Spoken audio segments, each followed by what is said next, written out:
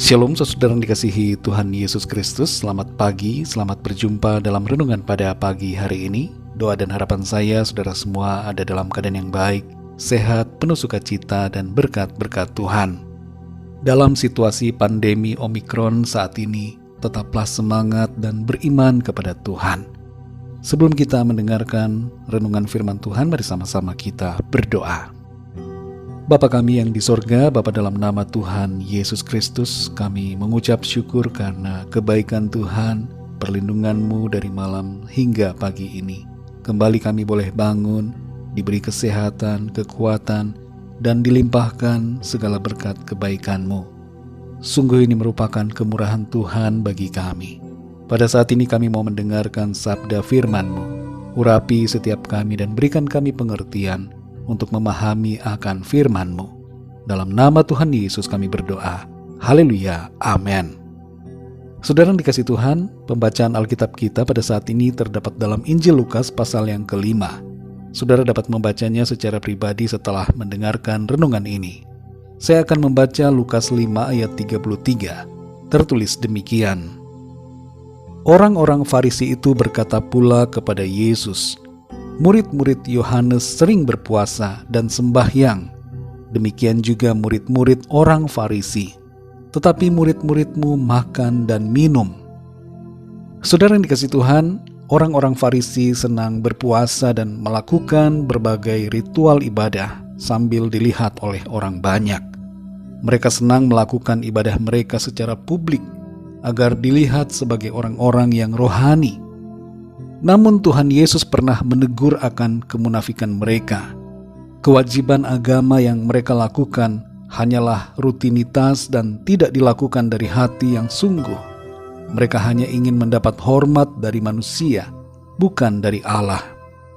Cara mereka berpuasa ditegur oleh Tuhan karena mereka mengubah penampilan wajah mereka sehingga kelihatan sedang berpuasa. Mereka hanya berpuasa saat matahari terbit sampai matahari terbenam, tapi sebelum dan sesudahnya mereka makan dalam jumlah yang banyak. Di ayat ini saudara kita membaca bagaimana orang-orang Farisi itu mencela Tuhan Yesus karena dirinya dan murid-muridnya tidak berpuasa, sedangkan orang-orang Farisi berpuasa. Dengan kata lain, mereka hendak mengatakan bahwa diri mereka lebih rohani daripada Tuhan Yesus dan para muridnya. Mereka menganggap diri mereka lebih unggul secara spiritual, lebih benar, lebih taat, dan lebih saleh. Sementara Tuhan Yesus dan para muridnya tidak menunjukkan kualifikasi kesalehan yang baik. Saudara yang dikasihi Tuhan, sikap orang-orang Farisi ini menjadi teguran buat kita semua. Apakah kita juga mempunyai sikap yang sama seperti demikian? Ada beberapa hal yang menjadi pesan firman Tuhan buat kita melalui ayat ini. Pertama adalah jangan merasa diri kita lebih rohani dan lebih benar. Salah satu dosa yang seringkali tidak kita sadari adalah kesombongan rohani. Mungkin kita tidak melakukan dosa-dosa dan kejahatan lainnya, tapi kalau kita sudah menjadi tinggi hati secara rohani, merasa diri lebih benar dari orang lain, maka sadarilah bahwa kita sedang berdosa di hadapan Tuhan. Dalam Yakobus 4 ayat yang ke-6 dikatakan, Allah menentang orang yang congkak, tetapi mengasihani orang yang rendah hati. Yang kedua, saudara, kita dibenarkan bukan karena perbuatan baik kita, tapi karena anugerah Allah di dalam Kristus. Orang-orang Farisi merasa bahwa mereka akan dibenarkan karena perbuatan mereka. Tapi sebenarnya semua manusia sudah berdosa dan kehilangan kemuliaan Allah. Hanya karena kasih karunia oleh iman kepada Tuhan Yesus Kristus saja, maka kita memperoleh pengampunan, keselamatan dan pembenaran. Sebagai buah dari anugerah pembenaran di dalam Kristus, maka kita pun otomatis berbuat yang baik, yang berkenan kepada Allah. Yang ketiga, saudara, milikilah pikiran yang dibaharui di dalam Kristus. Di bagian akhir dari pasal 5, Tuhan Yesus berbicara tentang anggur baru dan kantong yang baru. Ini berbicara agar kita memiliki hati dan pikiran yang dibaharui di dalam Kristus, sehingga dapat menerima anugerah dan perjanjian kasih karunia-Nya. Saudara yang dikasihi Tuhan, marilah kita jalani hidup ini dengan pikiran yang baru.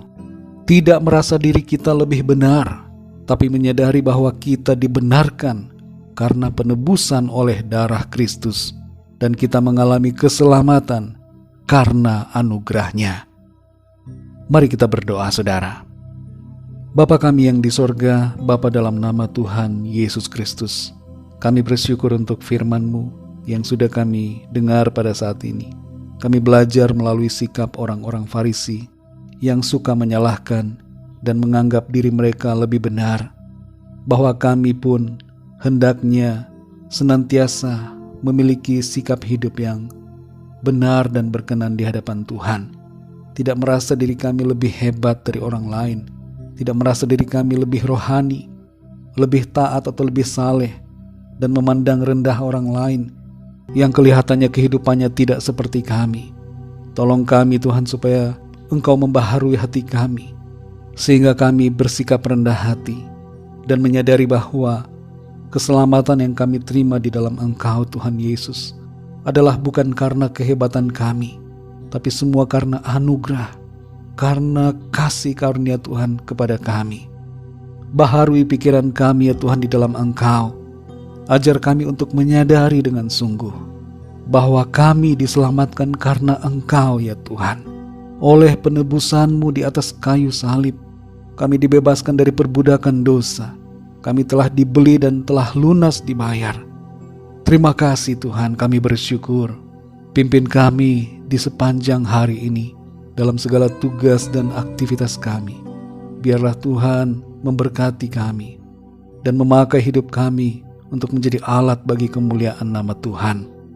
Kami berdoa bagi yang sedang dalam keadaan sakit di tengah-tengah situasi pandemi saat ini yang sedang melanda, agar Tuhan memberikan ketenangan, sukacita, iman, pengharapan, dan sembuhkan yang sakit, pulihkan keadaan tubuh mereka. Berikan kesehatan yang sempurna. Bagi yang dalam masalah persoalan, kami berdoa mohon pertolongan Tuhan. Tuhan nyatakan mujizat-Mu, kuasa-Mu yang ajaib Tuhan manifestasikan dalam hidup mereka. Terima kasih Tuhan, kami bersyukur. Dalam nama Tuhan Yesus Kristus, Tuhan dan Juru Selamat kami sudah berdoa. Haleluya. Mari sama-sama kita berdoa doa Bapa kami. Bapa kami yang di sorga, dikuduskanlah nama-Mu, datanglah kerajaan-Mu, jadilah kehendak-Mu di bumi seperti di sorga. Berikanlah kami pada hari ini makanan kami yang secukupnya, dan ampunilah kami akan kesalahan kami, seperti kami pun mengampuni orang yang bersalah kepada kami. Dan janganlah membawa kami ke dalam pencobaan, tetapi lepaskanlah kami daripada yang jahat, karena Engkaulah yang mempunyai kerajaan, dan kuasa dan kemuliaan sampai selama-lamanya. Amin. Terimalah berkat Tuhan.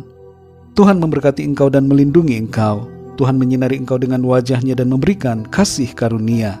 Tuhan menghadapkan wajah-Nya kepadamu dan memberikan damai sejahtera. Berkat anugerah dari Bapa Surgawi, cinta kasih karunia dari Tuhan Yesus Kristus, dalam persekutuan dan penghiburan Roh Kudus, menyertai kita semua, sekarang ini dan sampai selama-lamanya. Dalam berkat nama Tuhan Yesus Kristus. Haleluya. Amin. Puji Tuhan, saudara yang dikasihi Tuhan, saya percaya firman Tuhan menjadi berkat dan kekuatan buat saudara semua, dan Roh Kudus akan menolong saudara untuk selalu hidup dalam kebenaran firman Tuhan. Tuhan Yesus memberkati saudara semua. Sampai jumpa dalam renungan yang berikutnya. Haleluya.